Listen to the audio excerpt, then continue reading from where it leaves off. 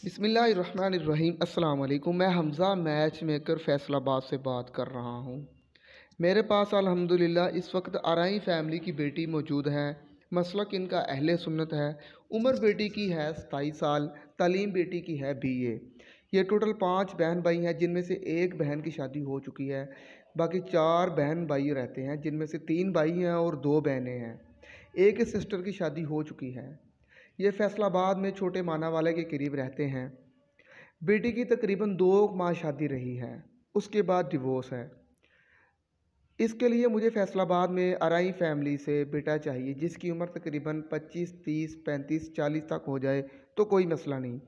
बेटे का अपना घर बार हो और अपना उसका कारोबार हो, अच्छा खासा कमाता हो, तो ये इंशाल्लाह फ़ौरन कर लेंगे।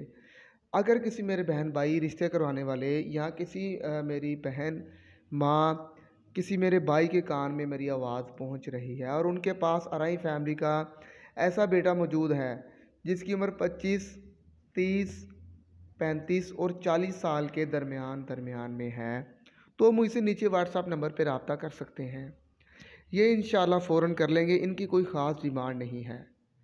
बेटी माशाल्लाह ठीक है, BA तालीम है और ये फैसलाबाद के माशाल्लाह शहर में रहते हैं और ये फैसलाबाद शहर में ही करेंगे। अपने भाई हमज़ा को दीजिए इजाज़त। अल्लाह हाफ़िज़।